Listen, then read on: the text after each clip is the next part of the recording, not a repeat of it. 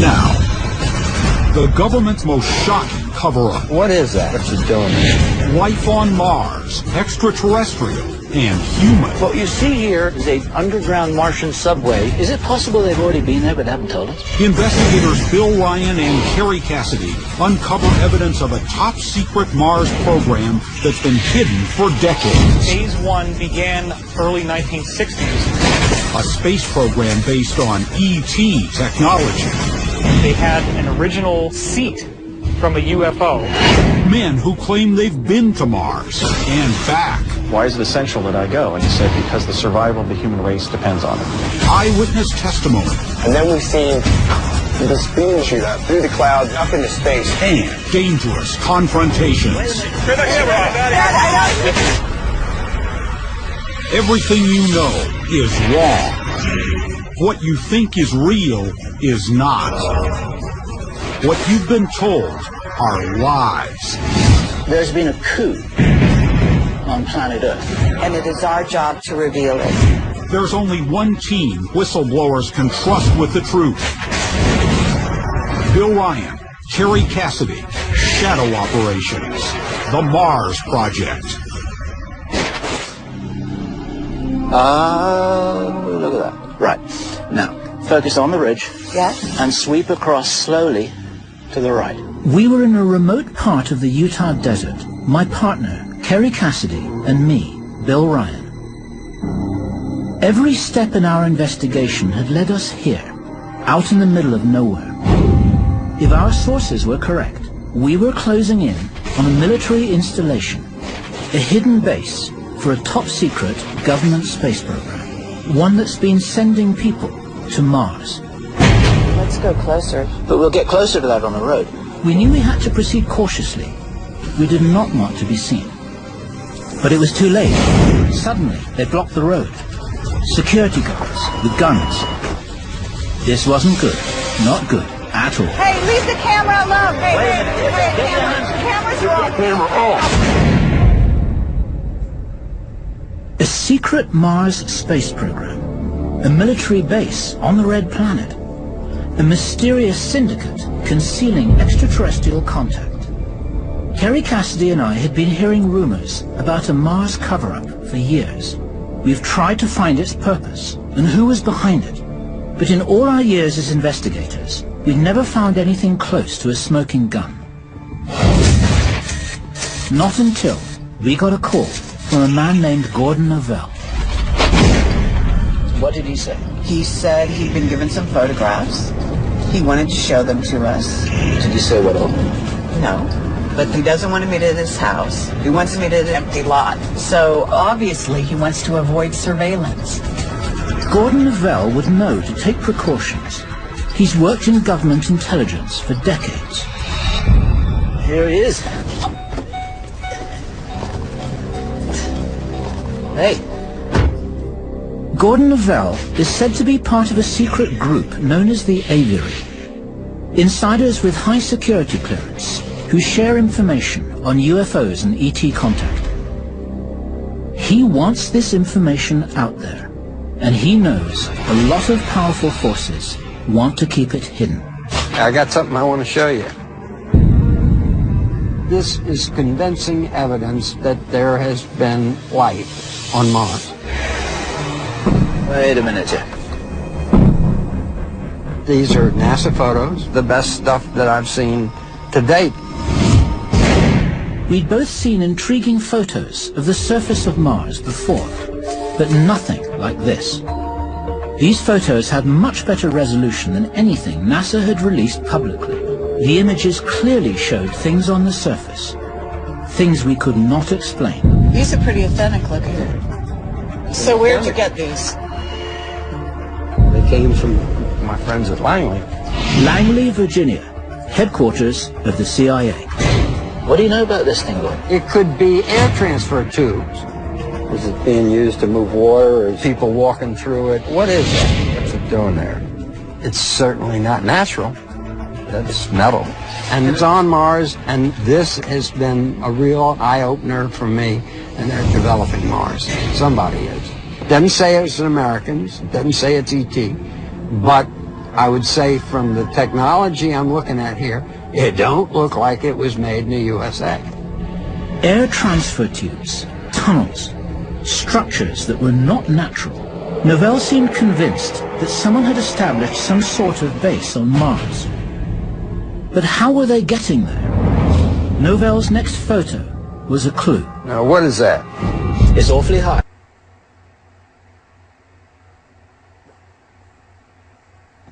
It's taken from the throttle. It's higher than the plane should be flying. It's obviously some type of sophisticated flying triangle. We'd heard talk of a mysterious fleet of triangular craft, but Novell told us they were real, and that they could be connected to a secret Mars program that's been going on for decades. I heard that they reverse engineered it in the 60s. You're saying reverse engineered from an ET craft, right? Absolutely. What's the range and capability of these starships? Do you have any idea? They can do anything they want. You know, if you got ET technology, it would be pretty quick and pretty fast. If there is a secret Mars program, who's behind it? The US, China, North Korea, the Russians, or someone else? Does our government have access to ET technology? If so, why are they keeping it so secret? The whole reason for the cover-up is economics. It's money. If you don't have to pay for fuel, then the world changes dramatically. The banks live off of oil and gas. So they're just protecting their own It's interests. protecting the banks, and banks run the world. If Gordon Novell was correct, it could have huge implications for the future of the human race. This hidden technology could end world poverty.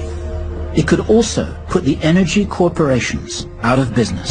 So it's all about energy, and energy determines finance, and that determines the secrecy. Finance determines the politics, which determines the secrecy. We couldn't simply take his word for it. We needed to find out exactly what was happening on Mars. The first clue lay in the NASA photographs he'd given us. Those photographs of the tubes, I mean, they look unnatural to me. But I want to go cautiously with this. I want to get a second opinion on the tubes. I want to get somebody who knows a little bit about geology more than you and me. Right, so get a geologist to look at the photographs. Yeah. But are we going to tell him that they're on Mars? Are we just going to lay the photograph out and say, can you tell us what you think this is? Yeah, we shouldn't front load him, you're quite right. And geology is geology. The rules apply whatever planet you're on. So if the things aren't natural, they must be artificial. There's no other choice.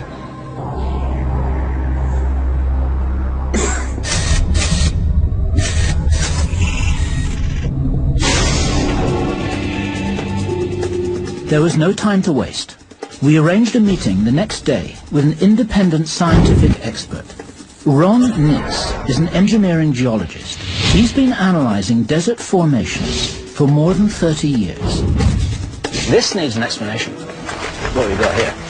We showed him the photos. We didn't tell him they were from Mars. What are we looking at here?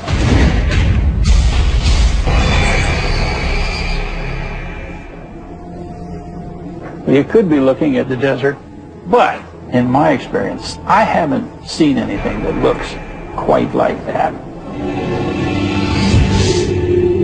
Take a look at these crescent-shaped features. Do they not have a higher reflectance than the surrounding stuff? As if they're made out of material that's not the same as this?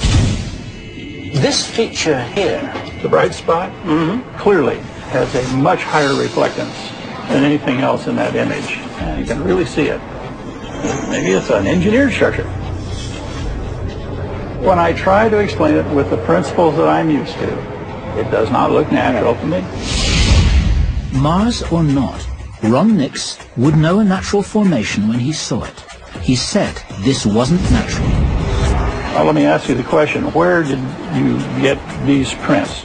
we were given these prints by somebody who has significant insider connections. We were told that it's on Mars from NASA originals. I mean, we're not trying to put you on the spot. No, it's okay. It's fascinating, but it doesn't look natural to me. Okay. Thank you. So if the structures might not be natural, that meant they had to be engineered. But by whom? To answer that, we needed to talk to NASA watchdog and critic, Richard C. Hoagland. Hoagland said he'd meet with us, but we had to meet on his turf, the one place on Earth that most closely resembled Mars. So Richard, what would explain these structures on Mars? Well, not only could there be extraordinary ancient ruins, but we could be launching human missions to Mars. Coming up, a thriving civilization on the red planet? Bombshell revelations from a Mars expert. What you see here, I believe, is a varied transportation system. Then, a NASA astronaut reveals shocking information about a secret Mars program. I was specifically appointed to go to Mars, but history got rewritten. We just lost the connection. And later, an eyewitness confirms the extraordinary capabilities of the triangular spacecraft. This craft can reach Mars in 33 hours.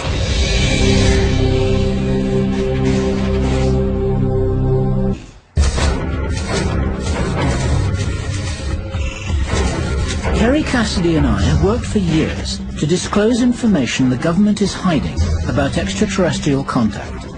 Now, we've gotten our hands on NASA photos showing possible evidence of engineered structures on Mars. To unravel the significance of these photos, we've come to the Arizona desert to meet with space science expert Richard Hoagland.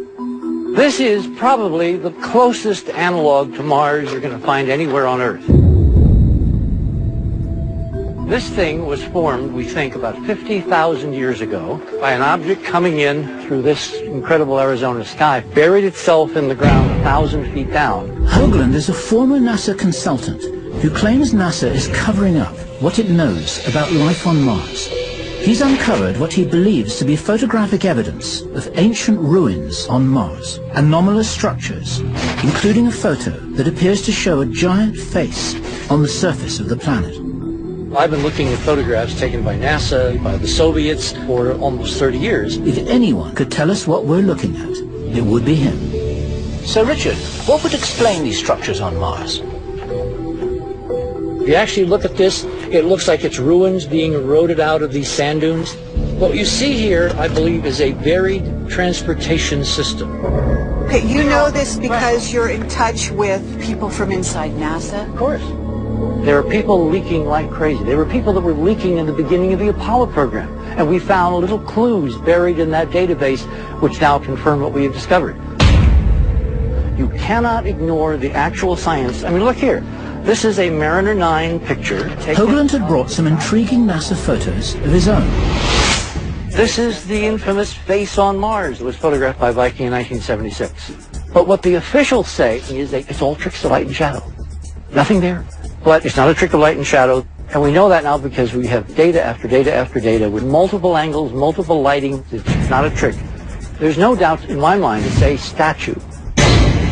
But because most people are authority-driven, they take the voice of their experts over their own eyes. So your watchword is take a look for yourself. That's what you want to tell me. Take a look what for else yourself. do you have there? These are the pyramids located just to the west. This face on Mars. You can see there's this incredible precise geometry. There's no doubt this was a huge, mile-wide, 5-sided pyramid. These guys, who I think were our ancestors, built big. Hoagland had an even more shocking story to tell. He said that back when he was a network television science consultant, he was inside a NASA control room when the first Mars space probe touched down. When Viking landed in 1976, I'm standing there looking at a monitor with Carl Sagan. Carl was on my left, some NBC guys are on my right, and we're looking at this first color image come in, downlink, live from Mars, and it looks like Arizona. I saw some of the pictures and sense a clear resolution. Oh, Mr. President, now all we're seeing is a landscape with maybe blue sky in the distance. Then, a few hours later, the head guys sent technicians around to tweak the red knobs on all the monitors in the entire lab. Certain individuals have the political power to keep all of us in the dark about our heritage, They started in 1976 by changing the color of Mars so it would never really look like what it is, which is apparently a lot like Arizona. An error was made. The Martian sky, the scientists now say, is pinkish. This is the first color picture of the Viking 2 landing site, proving that this area of Mars is red, just as the Viking 1 site was. So this corresponds to the real Mars. Look at the sky. It's not pink, it's baby blue. So NASA had gone to great lengths to hide the fact that Mars' atmosphere is similar to our own, able to support life. If someone's painting the sky, they all had to be in on it. And that would point to an even bigger Mars cover-up. Is it possible they've already been there but haven't told us? That's part of what we call the secret space program. What's your personal view about that? A, it exists. B, they know a hell of a lot more than we know through NASA. And C, there's cover-up after cover-up after cover-up, not only in the NASA area, but in every area. Hoagland had shown us evidence of life on Mars and of NASA's attempts to suppress it. He's been tracking this for how, 37 years? He has watched the cover-up step by step with his own eyes. That's what's amazing. He was there in the control center when the original images, but he was there and he saw the color of the sky and then they changed them a couple of hours later. That's amazing. But did this cover-up extend to secretly sending men to Mars? We needed another look at some recent history. What we did have back in the 60s were a manned mission to Mars being planned and then scrapped, right? Yep. We began where the public record leaves off, a 1967 NASA program to send men to Mars. Astronaut Brian O'Leary was selected to be on the first flight, but when the program was abruptly cancelled the following year, he hung up his spacesuit and quit. We found O'Leary had moved to South America. He seemed nervous about talking, but we managed to persuade him to speak with us via Skype. Hi, Brian. We wanted to find out if Mars was the reason he'd left his country behind. It was in '67, was it, that you joined up with NASA for their Mars mission program? Yes, I was specifically appointed to go to Mars, and the mission was to have taken place in the 1980s. But history got rewritten. In 1968, the Johnson Space Center announced that these Mars missions would be canceled. But your interest in Mars has continued. Oh, absolutely. The fact is there may have been a civilization there once that was, basically was wiped out. NASA was covering up quite a bit. In the past, Mars was certainly more Earth-like. There was liquid water there. We see the erosional features, dried up riverbeds, lakes. We may be looking at our own future by looking at Mars. Is there a reason why you're in Ecuador that might be linked to the cover-up? Yes, there are a number of reasons. I have had a history of being threatened, and many of the people who did try to do me in are still around. Prudence suggests that we just move here. Do you think that the secrecy extends to an alternative space program, that we have been to Mars but we're not being told about it? Well, reports suggest the answer to that might be yes. There are all kinds of secrets that are being held from us, such as Brian? We just lost the connection. Coming up, Bill and Carrie learn about a secret program to acquire alien technology. Apparently they had an original seat from a UFO. Then, jump rooms to Mars. The Mars traveler shows where he took off. The United States government has had operational teleportation capability since 1967. And later, the team seeks answers in the remote desert and ends up in a dangerous situation. Get the cameras out of here now.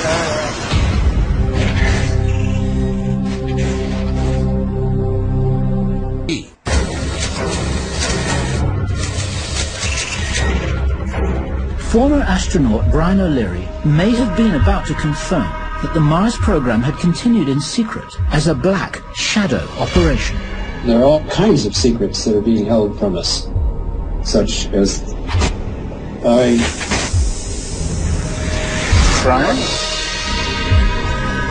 We just lost the connection. And then, suddenly, the transmission went dead. Were we getting too close to the truth?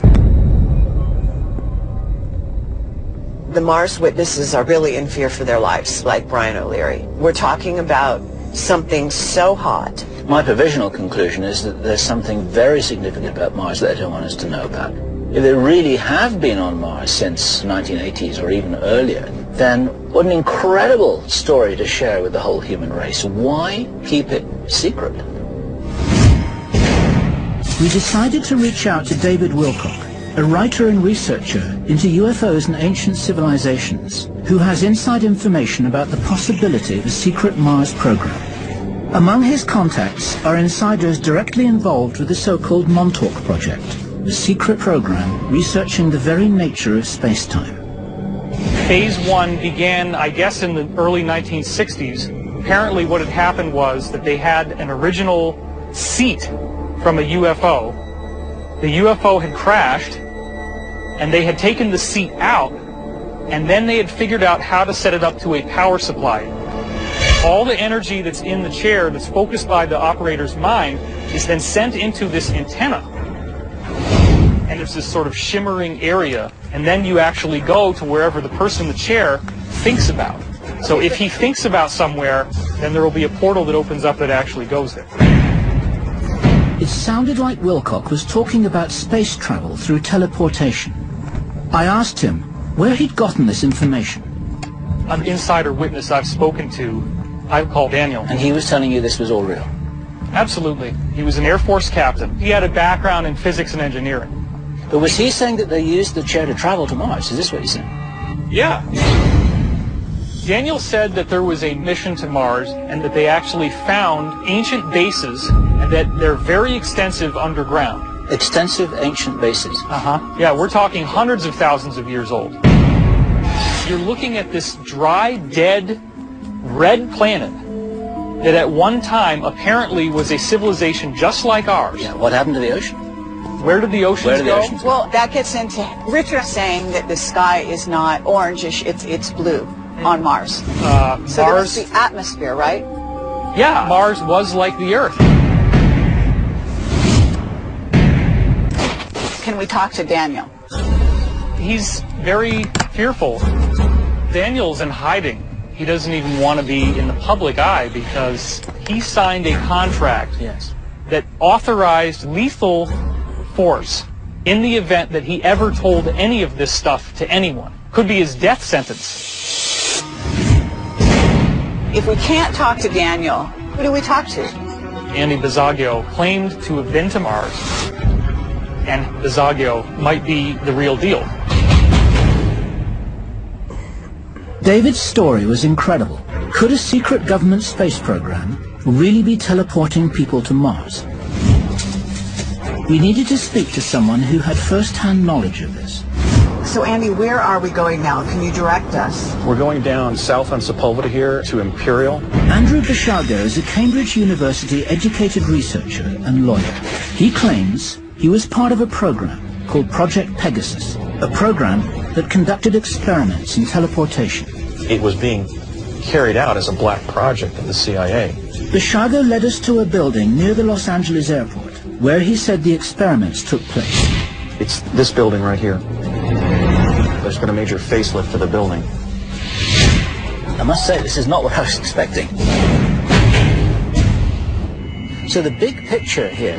The United States government has had operational teleportation capability in which somebody can literally jump through a tunnel in the time-space continuum uninjured. Well, since 1967-68. I'm sorry to interrupt you, but how do you know this?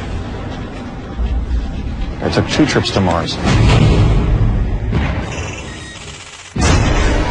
Coming up, is teleportation actually possible? Teleportation does not violate the laws of physics. Then, the investigators find the shocking evidence that blows the Mars cover-up wide open. I don't think I'd ever forget that day.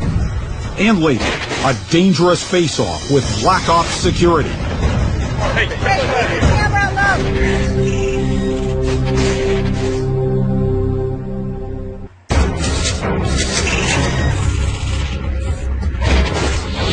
must say, this is not what I was expecting.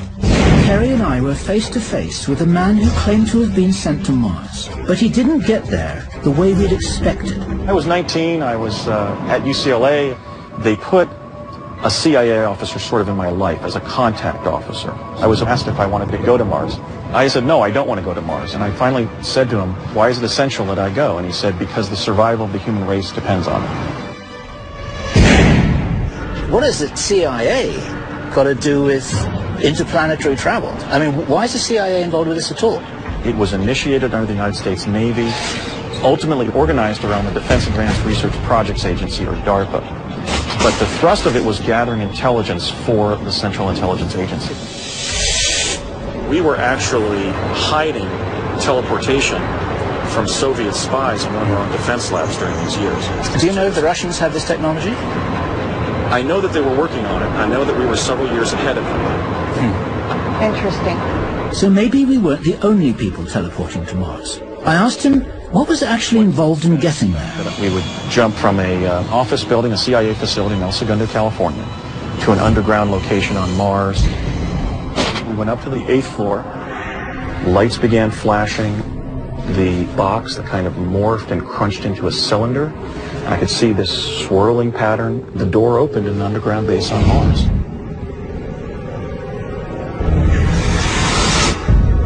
It looked like perhaps an underground cavern that the Martians had been using, that we had sort of built an infrastructure inside of. I encountered 3 humans from Earth during the first trip, and then in the second trip, we walked out on the surface and walked for about a half a mile and encountered one of the personnel from the CIA. But you're saying you walked out on the surface, so the surface air is breathable. Well, on the first trip, I walked out wearing my respiration equipment. But when I took my helmet off, it was somewhat difficult to breathe, but I certainly didn't begin hyperventilating. I was able to breathe normally on the surface. Was the sky blue? Yes. The sky on Mars is a pale baby blue.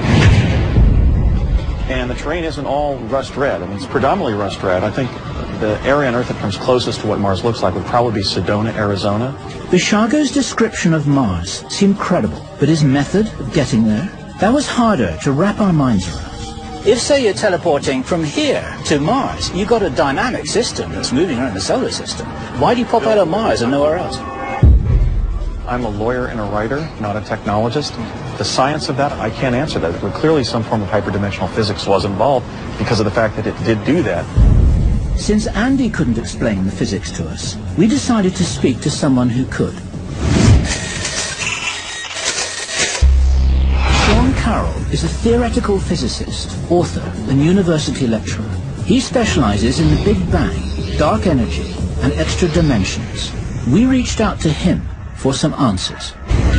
Well, we're investigative journalists, and we're investigating hyperdimensional physics. Okay. Now, one of the things that happens is that we have people coming to us, sort of a little bit off record, some people will call them whistleblowers, and we have heard from multiple witnesses that macro-scale teleportation is an established technology. And is this plausible? Mm-hmm. It may be plausible that someday we can do something resembling what you would call teleportation. Is there investigation into teleportation at this time? Sure, people are discussing something that we call teleportation. That's sort of the atom-by-atom level, yes. But your point is that that's not transferable to the macro level. Is this certainly as a practical matter it's not, but even as a matter Sean Carroll said one form of teleportation on the micro level was taking place now. But that couldn't explain teleportation on the macro level, like sending a human being to Mars. So you're saying that Scotty can't beam us up just yet, right? Maybe someday. Physicists always stress the difference between things that we don't know how to do and things that violate the laws of physics as we understand them. And teleportation does not violate the laws of physics. It's what physicists call an engineering problem, if only we could learn how to do it. Sean Carroll had confirmed that teleportation was theoretically possible. I had one last question to ask him, one that might explain how it could be happening now. What if there was an extra dimension beyond the usual four of space and time? Imagine that this concrete pathway here, this is four-dimensional space-time which we all live in every day. If there was a fifth dimensional wraparound, some people call it hyperspace, some people call it subspace, what mathematically would prevent stepping into that space, moving in that space, which doesn't take time because time's over here, and then reappearing in a different location in the world line? What we know is mathematically we can easily create scenarios just like that. But to do anything like move a macroscopic person into an extra dimension would require far more energy and far more technological capability than we have now or will have for the next couple centuries at least. It would take us several centuries to develop this technology on our own. But what if we had help? What if we had a prototype to work from? One that had come from another planet. Coming up, Bill and Carrie are on the verge of a major discovery. There's several vehicles right here all of a sudden. Oh my God. But will they make it past the Black Ops forces? They're watching what we're doing. These guys are tracking us every inch of the way.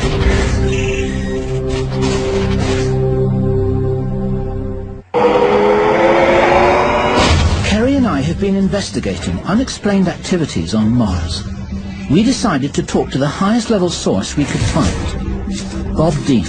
Only he could help us put the pieces of this puzzle together. We really need your input. Robert Dean is the ultimate government black ops insider, a former Army Command Sergeant Major. He obtained NATO's highest security level, cosmic top secret, when he worked on a deep cover investigation into the potential threat of UFOs. We told him we'd been investigating evidence of strange activities on Mars. We are getting a lot of information that there is a secret space program. There are shipments going to Mars, that there is a constant flow of even humans going to Mars, that there are underground bases and they have been there for quite some time. I mean, what is it you know about Mars, and can you confirm or deny the things that I'm telling you right now?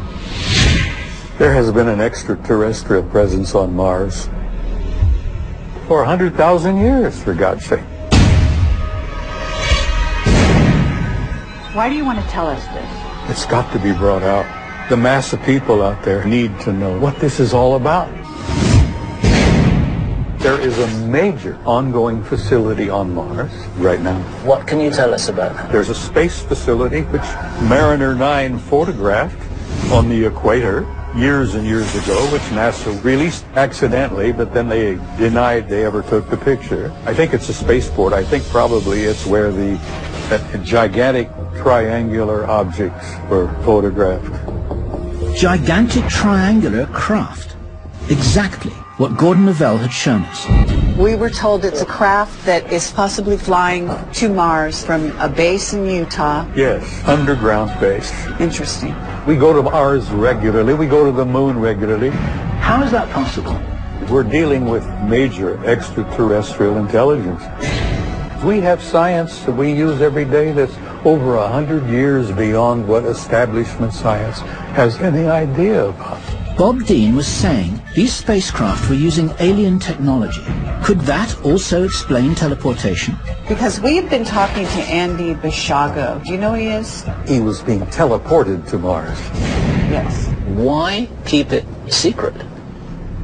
The technology, there is no word to describe the value of the technology. We have had anti-gravity, and we have had 0-point energy for over 40 years. Infinite energy forever for nothing. But it's not to be shared, it's not to be even admitted.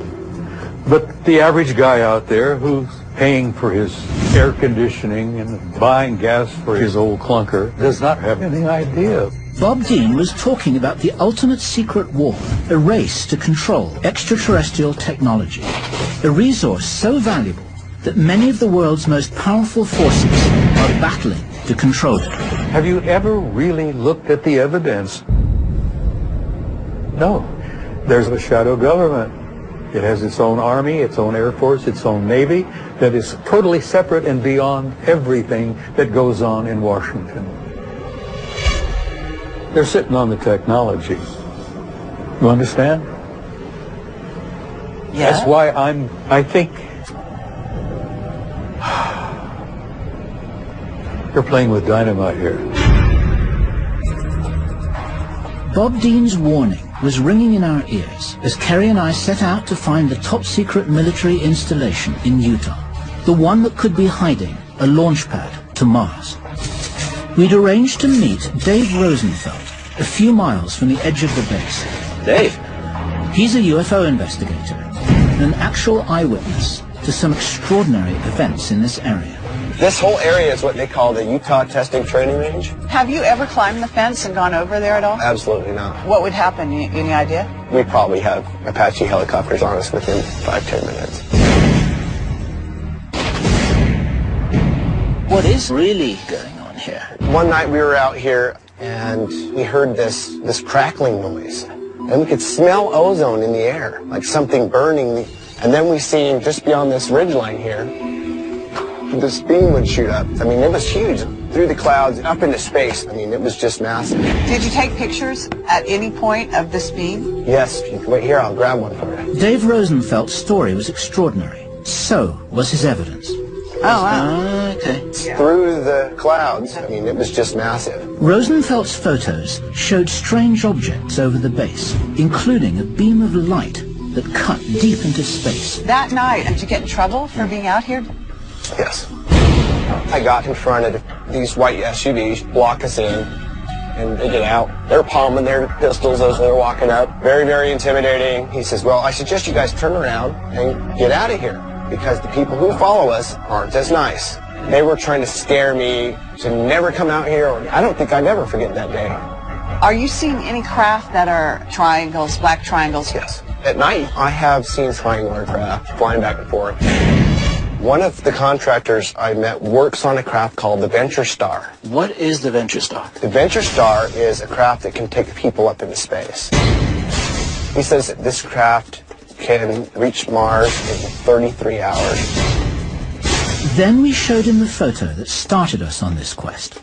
Have you seen that before? That looks like the Venture Star to me. Dave, do you think that craft could be based here? Yes, I think that the southern runway is one runway that could handle this type of craft. Can you take us out to this place that you've been talking about? I try to stay away from that area. I can show you on a map where it's at, but... You're really, like, afraid of what will happen if you... I've had too many, close calls with them. And Dave warned us that we would, too. As soon as you jump out of your truck and start filming, 5 minutes you're going to get confronted. But we wanted answers. There was no turning back. Right here. Everything in our investigation had led to this. All the clues pointed to the existence of a shadow space program, one that was using extraterrestrial technology to send humans to Mars. We set out the next morning to find the runway Dave told us about. We hoped to get photographic evidence of the Venture Star. We were miles from the base when we noticed something in the desert. Something that made us realize we were not alone. Look at that. Focus on the ridge. Yeah? And sweep across slowly to the right. That's that dust thing right there. That's a car riding on the dust, right? Correct. That's how you tell when a Humvee is coming towards you at 60 miles an hour across the desert. Look, there's several vehicles right here all of a sudden. Exactly. Look, did they just turn around? Oh, my God. We're already on their radar. They're watching what we're doing. These guys are tracking us every inch of the way. They do that. What are we going to do now? Well, there's only one way out of here. Time was running out, but we had to press on. We were so close now that we didn't want to give up. And then, there it was. See what I see? Well, I think there's a runway coming out through those ridges right there. It's cleared ground, and it's straight as an arrow. There was no mistake. It looked like a runway. This could be the landing strip for the Venture Star. Let's go down further. We told the camera crew to be prepared for the worst. Guys, what my suggestion would be is if you're stopped, don't give them the real cards, don't give them anything that we're actually going to need. Give them the stuff from the test shoot that we did the other day. We don't need it. Despite the risks, we needed to get to that ridge. We were closer than ever to getting evidence of the secret Mars program. Okay, so there's the ridge. We're very, very close. Let's not go all the way over it. Let's stay hidden. I'm not sure how much further I can go here. Jeez. Look what we got here. End of the road. Suddenly, we had company. Military security. Yeah, they look pretty serious. Now I'm actually concerned. You should be. You should be. Let's talk to them. Cam, back in the car. Get those cameras out of here. Get those out of here. Camera alone. Hey. You guys need to get in the car now. Get in the car. Hey, turn that camera off. This is Can you tell us? area. Get those cameras out of here. Leave the camera.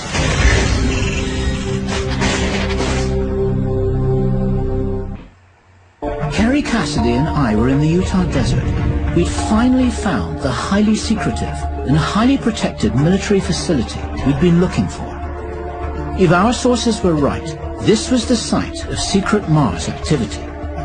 Interplanetary spacecraft, unusual runways, top-secret underground bases, perhaps even jump rooms to Mars. But suddenly, we were surrounded by security forces. Look what we got here.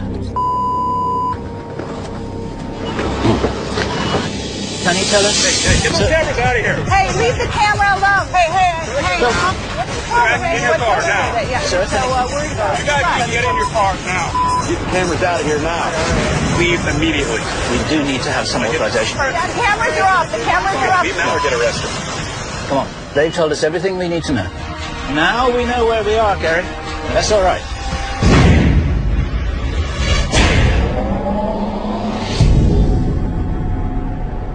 People don't behave like that for no reason. They wanted us out of there now. They wouldn't answer any questions. They didn't even tell us whether they were reporting to the military. They didn't have any insignias on their clothing or their car.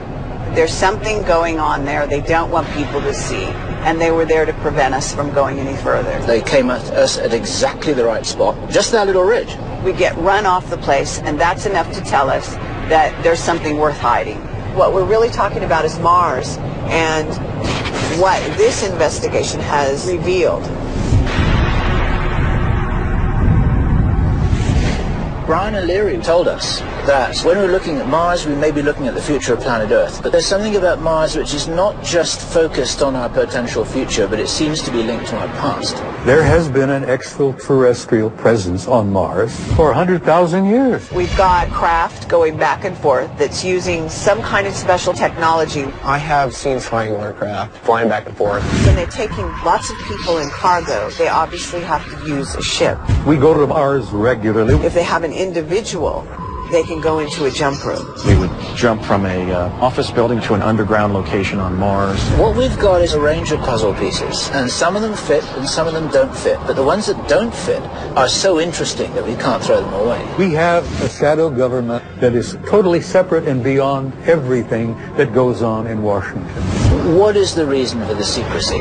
There is a war going on here on Earth that is an unseen war. The idea of going to Mars, the idea of teleporting to Mars, the idea of having an advanced spacecraft, why not share that with the world?